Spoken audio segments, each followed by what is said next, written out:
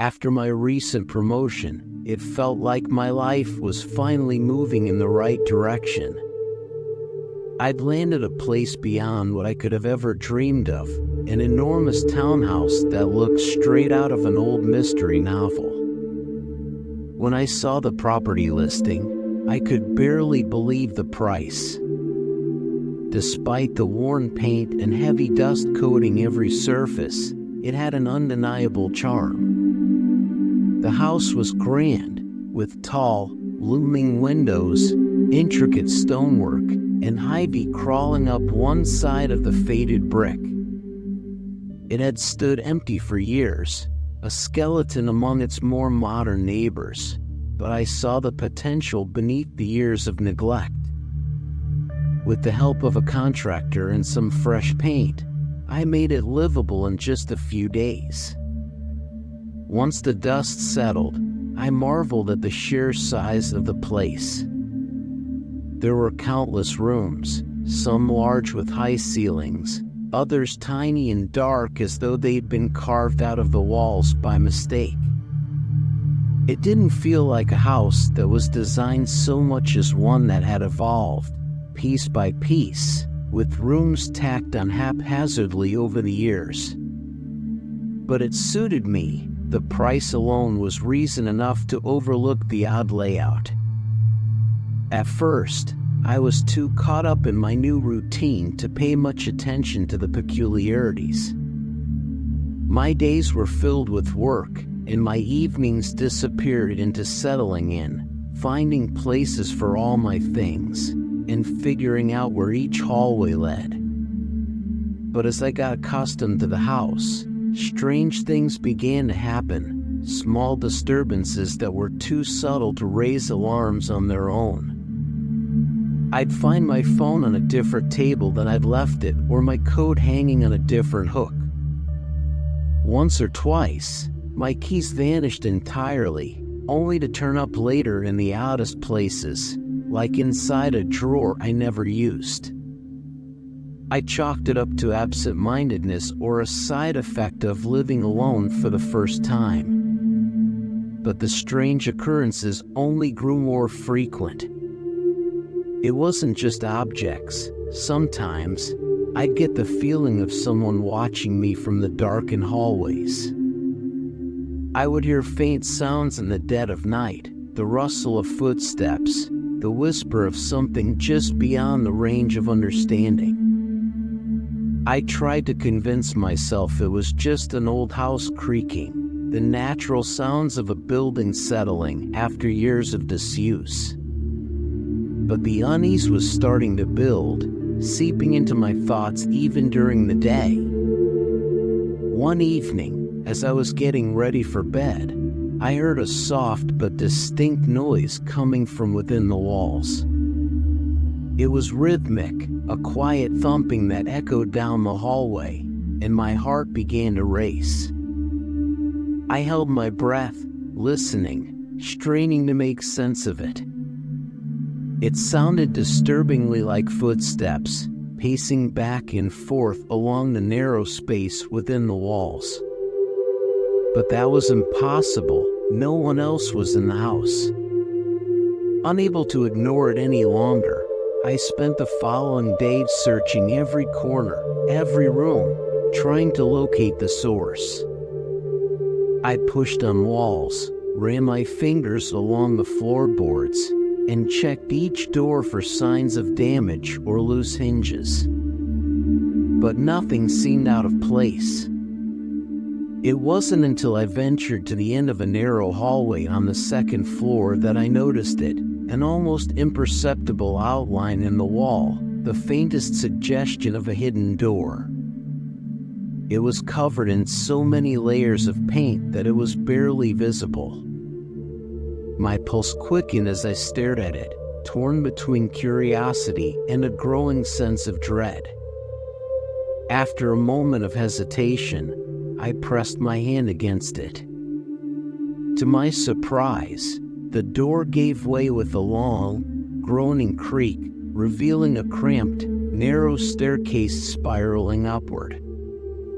Dust floated in the air, disturbed for the first time in what seemed like decades.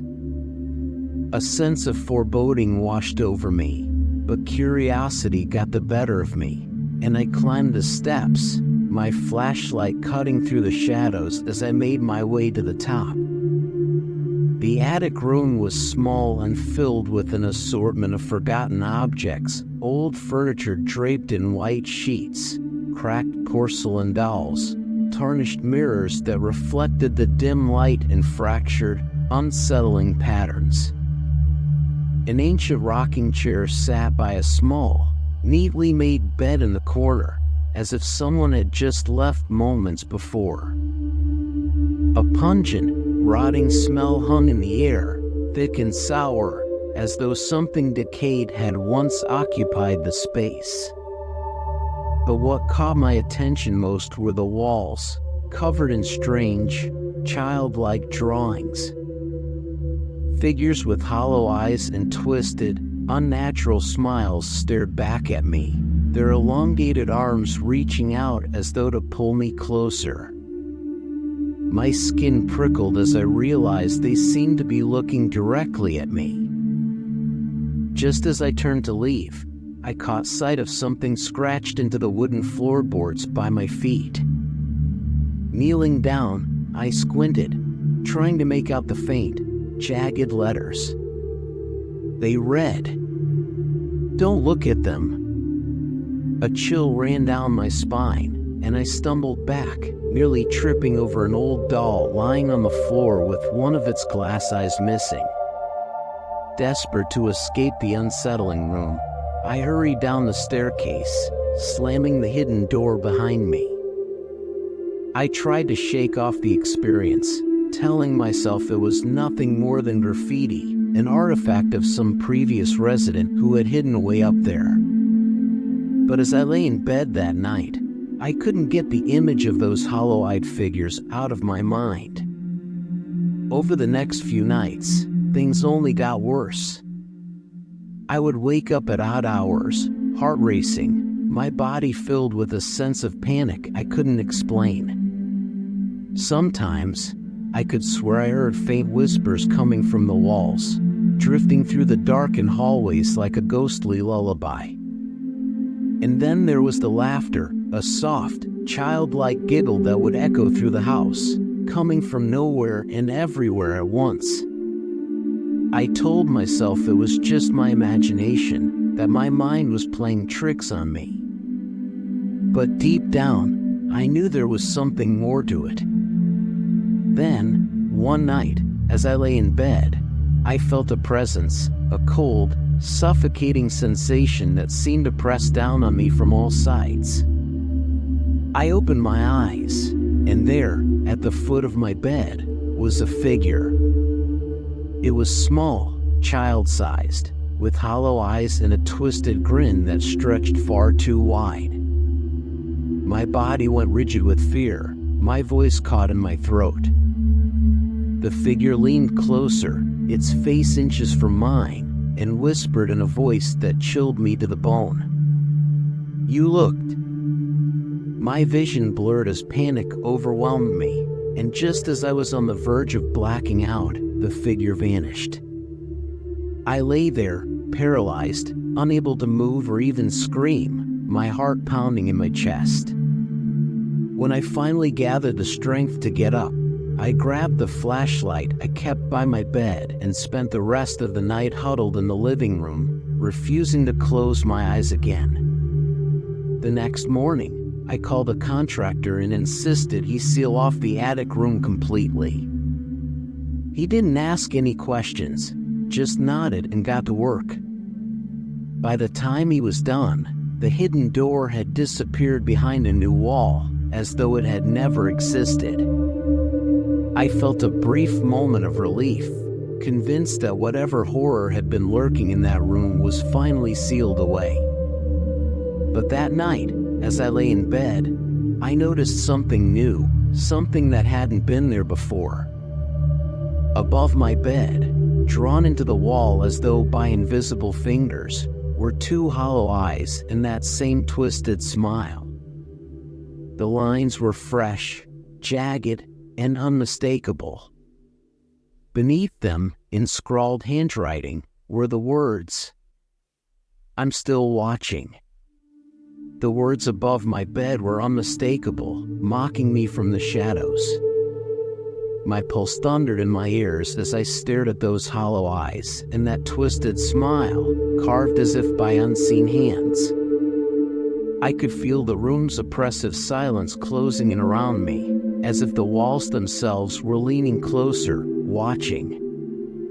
I bolted from the bedroom, heart pounding, and ran down the stairs, flipping on every light in the house. But no matter how brightly the rooms were illuminated, the place felt like it was still cloaked in shadows, still hiding something sinister just beyond my sight. I knew I couldn't stay there any longer, but leaving the house didn't feel like a simple decision.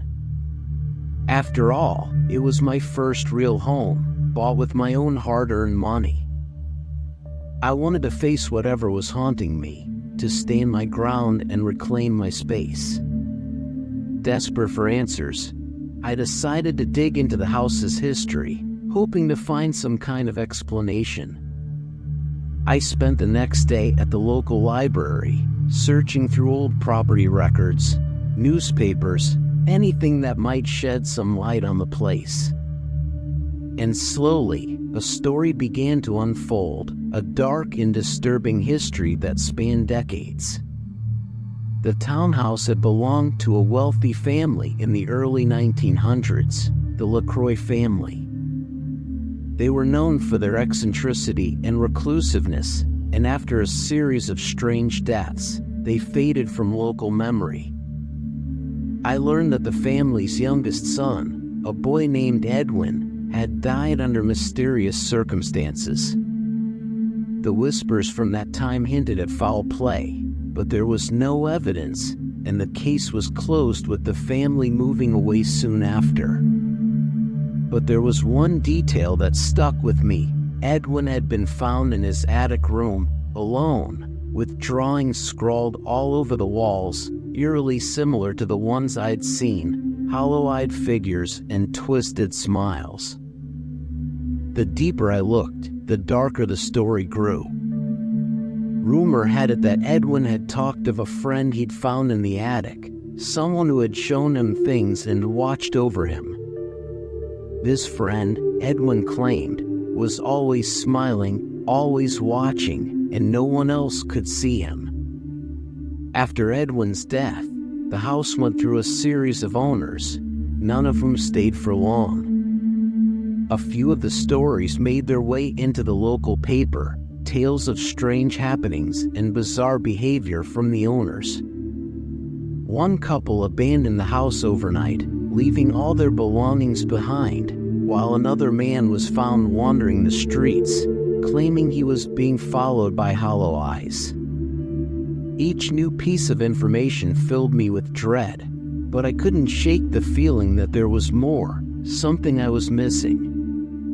Returning home that evening, I felt like I was walking into a trap, as though the house itself was anticipating my return. It seemed darker than usual, colder, and the silence was so thick it was suffocating. I tried to shake off the fear, reminding myself that whatever was happening could have an explanation, some logical reason. But as I entered my bedroom, my resolve crumbled. The drawing on the wall had changed.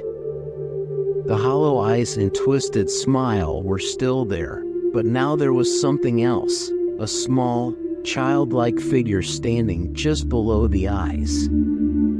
Its tiny hand was reaching up as if to touch the eyes, and in fresh scratches beneath it were the words, "He found me."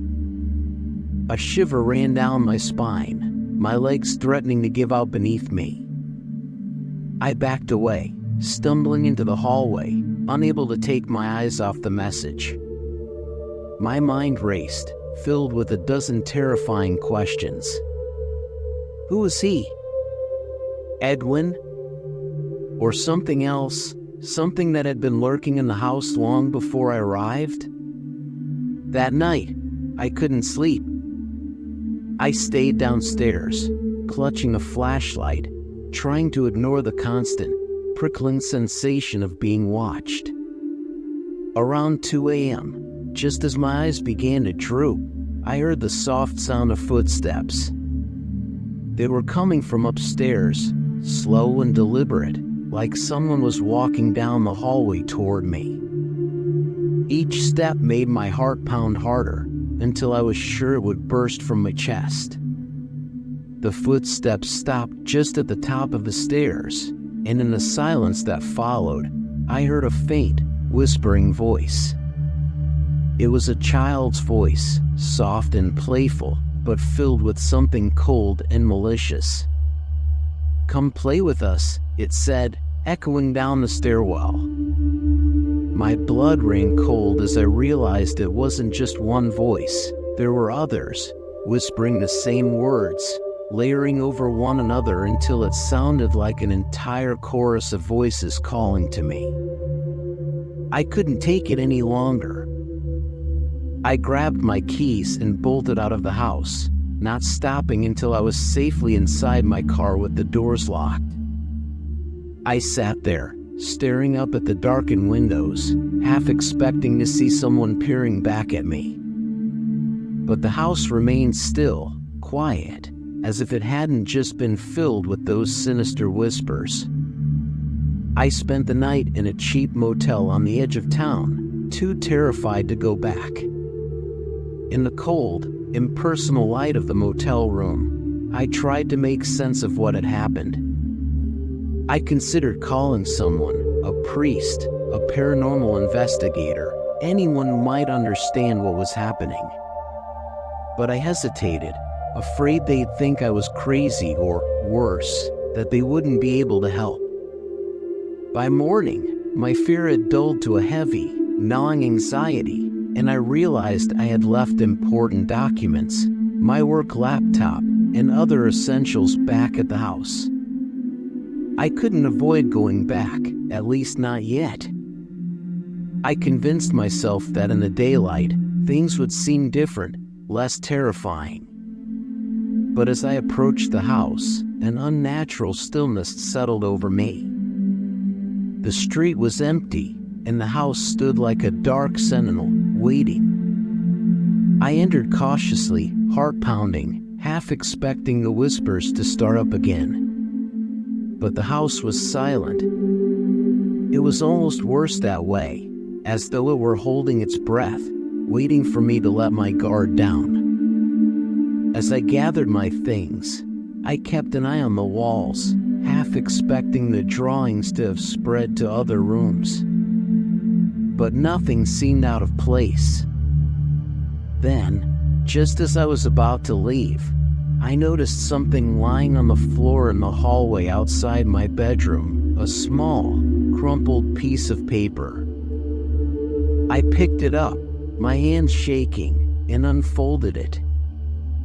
The paper was old, yellowed with age, and in the center was a drawing of a family, a mother, father, and a little boy standing between them. The boy had hollow eyes and a twisted smile. A fresh wave of terror washed over me as I realized the boy in the drawing looked exactly like the child I had seen at the foot of my bed. I dropped the paper, stumbling back, and in that instant, I felt a cold hand grasp my shoulder. I spun around, but there was no one there. Only a faint, lingering whisper, "You looked." It was too much. I couldn't stay there another second. I ran from the house, barely remembering to lock the door behind me, and didn't stop until I was safely back at the motel. But that night, as I lay in bed, I realized that the feeling of being watched hadn't disappeared. It had followed me. I closed my eyes, praying for sleep to come, but it was useless. Just as I felt myself drifting off, I heard it again, the faint, malicious whisper of a child's voice, closer than before, whispering right next to my ear. Still watching. I stayed in the motel for a few days, trying to convince myself that what I had experienced in the house was a combination of stress and my imagination running wild. But no matter how many times I repeated this, the feeling of being watched wouldn't leave me. Every time I closed my eyes, I felt that cold, hollow stare, as though something was lurking in the darkness just beyond my reach. Desperation drove me to seek answers from anyone who might have a clue. I called my realtor, a quiet, practical woman who had seemed perfectly normal and professional when she sold me the house. When I asked her about the property's history, she hesitated, and her voice took on an edge of unease. She claimed she didn't know much, but after a moment of silence, she said, "If you want answers, there's someone in town who might be able to help. Her name is Mrs. Morgan. She's old, and she knows things that the rest of us would rather forget." Mrs. Morgan's house was on the outskirts of town, hidden away in a grove of old oak trees. I found her sitting on her porch, rocking slowly back and forth as though she'd been expecting me. She was ancient, her face lined with wrinkles, her eyes sharp with an unsettling awareness. When I told her where I was living, she shook her head, muttering to herself. "That house has a dark spirit in it," she said, her voice a hoarse whisper. "The kind that doesn't let go. It's been there since long before the LaCroix family. They say it attached itself to little Edwin, drew him in with promises of friendship. But that spirit, it's not human. It watches, it waits, and once it's seen you, there's no way to make it unsee." My skin prickled as she spoke, every word thick with dread. "Is there anything I can do? Any way to be rid of it?" She shook her head, a sorrowful look crossing her face. "Once it knows you've seen it, it's bound to you. It'll follow you wherever you go.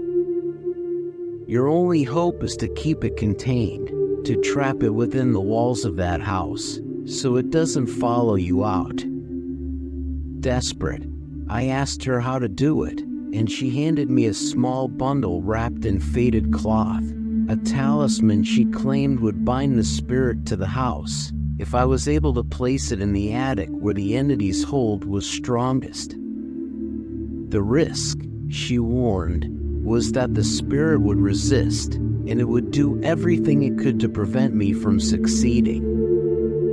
The only way to weaken it, she said, was to keep your eyes shut, never meet its gaze, and keep it from looking at you. I thanked her and left, clutching the talisman like a lifeline. The idea of going back to the house filled me with dread, but I knew I couldn't live the rest of my life looking over my shoulder. With Mrs. Morgan's warning echoing in my mind, I made my way back, determined to end this. Entering the house was like stepping into a nightmare. The air was thick, stifling, as if the walls themselves were watching me. I could feel the entity's presence everywhere, lurking in the shadows, pressing in closer with each step. Gripping the talisman, I forced myself to walk up the stairs, keeping my eyes fixed on the floor as I headed toward the hidden attic door. As I reached the top of the stairs, I heard the sound of footsteps, soft, shuffling, following close behind. My heart pounded, but I didn't dare turn around. I kept my gaze down, focusing on the talisman in my hand. The voices started then, whispering my name, taunting me, urging me to look back. The child's laughter echoed through the hallway, closer and louder with each step, until I felt the chill of breath on the back of my neck. "You looked," the voice hissed, sending shivers down my spine. But I clenched my eyes shut, refusing to look back, and pressed on until I found the hidden door. My hands shook as I pushed it open, the stale smell of the attic flooding over me. The room was darker than I remembered, and the drawings on the walls seemed to pulse, like they were alive, watching me with those hollow eyes and twisted smiles. The bed in the corner looked freshly made, as if someone had been lying in it only moments before. Holding the talisman, I took a step toward the bed. But the air grew colder, and I felt a pressure around me, as if invisible hands were reaching out, trying to pull me back. The room began to tremble, the furniture shaking, and the drawings on the walls seemed to twist and stretch, their hollow eyes following me as I moved. I stumbled forward, clutching the talisman to my chest, and whispered the words Mrs. Morgan had told me, words that were supposed to bind the spirit to the house. But as I spoke, the whispers grew louder, filling the room until they were deafening, an entire chorus of voices echoing in unison. "You looked. You looked. You looked." I clamped my eyes shut, forcing myself to keep going, but the voices were overwhelming, pressing in on me from all sides. Suddenly, I felt a cold hand grasp my wrist, its grip icy and impossibly strong. I gasped, eyes flying open in terror, and for a split second, I saw it. It was no longer a child. It was something ancient, twisted, with hollow eyes that burned with malice. Its smile was a jagged line of darkness, stretching impossibly wide as it leaned toward me. I could feel its icy breath, see the emptiness within its eyes, a void that threatened to swallow me whole. I screamed, dropping the talisman, and the creature lunged forward, its hollow eyes locking onto mine. In that moment, I felt a surge of terror like I had never known, as if every ounce of warmth and hope had been drained from my body. But just as I thought it was over, the talisman fell to the floor with a clatter, and a sudden burst of light filled the room. The creature shrieked, recoiling from the light, its twisted form writhing as if in agony.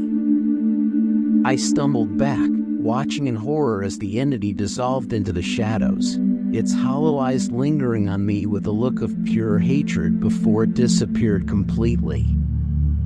For a moment, the room was silent, the air thick with an unnatural stillness.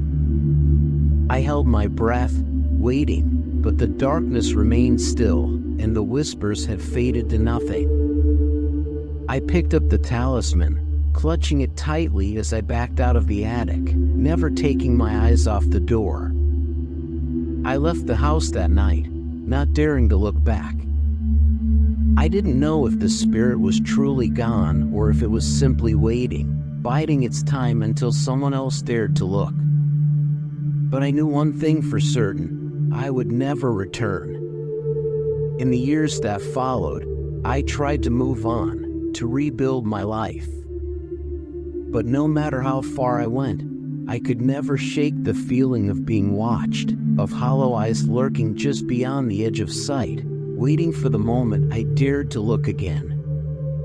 And sometimes, late at night, in the quiet moments before sleep, I hear it, a soft, childlike whisper drifting through the darkness, a chilling reminder of the nightmare I left behind. I'm still watching.